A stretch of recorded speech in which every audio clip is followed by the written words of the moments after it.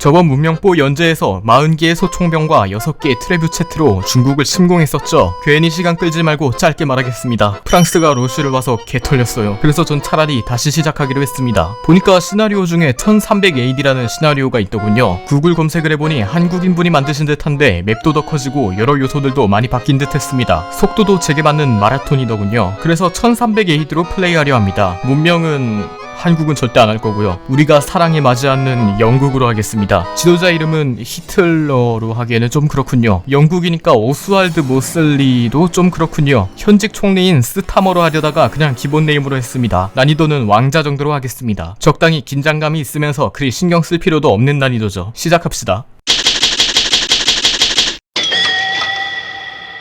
시작하자마자 볼 수 있는 건 프랑스를 침공하려는 잉글랜드의 대군입니다. 사실 프랑스를 대규모로 침공하는 건 1300년보다 좀 후의 일이죠. 일단 전 이 병력을 스코틀랜드와 아일랜드 정복에 사용하기로 했습니다. 프랑스의 지도자는 드골이군요. 이 남자 코가 대단합니다. 일단 지금 만난 지도자만 보면 이슬람 제국의 살라딘, 로마의 유스티니아누스 1세, 오스트리아의 프란츠 2세, 독일의 프리드리히 2세, 스페인의 이사벨라, 몽골의 징기스칸, 스웨덴의 구스타부스 아돌푸스, 러시아의 스탈린, 아프리카의 프레스터 존이 있습니다. 시나리오 제작자분이 지도자들의 이름을 좀 바꾼 모양인데요. 프란츠 2세는 원래 신성 로마의 샤르마뉴, 구스타부스는 원래 바이킹의 라그나르입니다. 프레스터 존은 에티오피아의 자라 야콥이고요.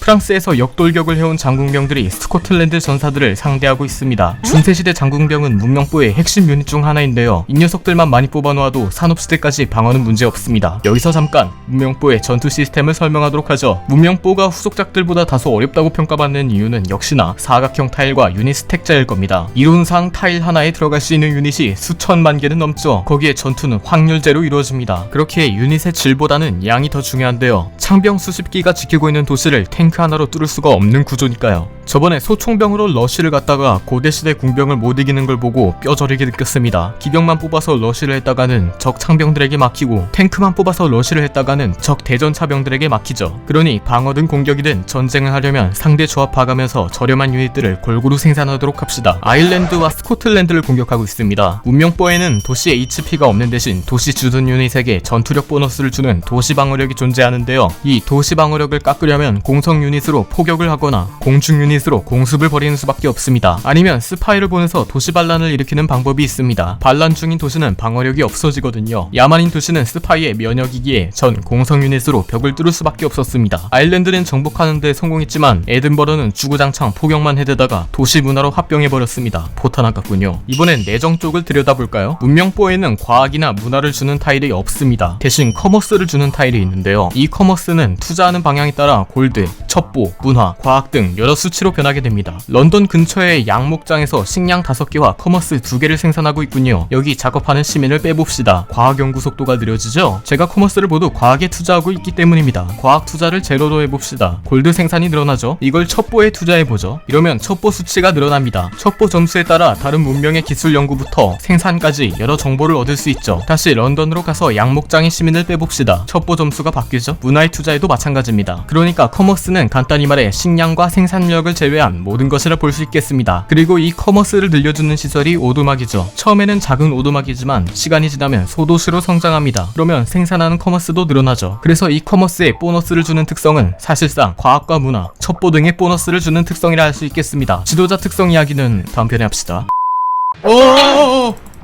아해라 그냥 다 전멸했어? 봐주시면 안 될까요, 선생님들?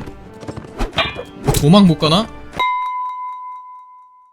프랑스와 평화협정을 맺은 후 세계를 탐험하기 위해 유럽에 기사 한 명을 보냈습니다. 과연 아시아 끝까지 갈 수 있을까요? 그런데 로마의 수도가 아테네입니다. 왜 굳이 천도를 했나 이벤트 로그를 봤더니 콘스탄티노폴리스가 오스만에 함락된 거였더군요. 유라시아를 횡단한 끝에 중국의 마오쩌둥을 만났습니다. 반갑습니다, 티츠. 만나게 돼서 기쁩니다. 여기 제 붉은 어른의 사보를 받으시길. 별로 받고 싶지는 않은데쇼. 베이징을 포함한 북부는 몽골에 완전히 정복된 듯합니다. 중국은 남쪽에서 버티는 상태고요. 공교롭게도 스탈린도 몽골에 러시아의 침략으로 점수가 꼴등을 달리는 상황입니다. 그래도 마오쩌둥의 상황이 나은 걸 보니 스탈린주의보다는 마오주의가 더 우월한 걸까요? 한국의 왕건도 만났습니다. 제가 했던 맵과는 다르게 이 맵의 한반도는 좀 여유가 있는 편이군요. 산이 많은 것도 꽤 돋보입니다. 이번 연재에선 최대한 유럽 상황에 개입하기보다는 식민지 정복에 중점을 둘 생각입니다. 섬나라라 그런지 손이 미끄러져서 의도치 않게 선전포고를 해도 그리 심각한 상황이 되진 않더군요. 역시 섬나라가 최고입니다. 한편 바다에서는 카라벨이 신대륙을 향해 움직이기 시작했습니다. 스페인 친구들은 아직까지 아프리카랑 싸우느라 바쁘니 영국이 선수를 쳐야죠. 빠르게 식민지를 건설한 뒤 세계 최대의 해적이 되어봅시다.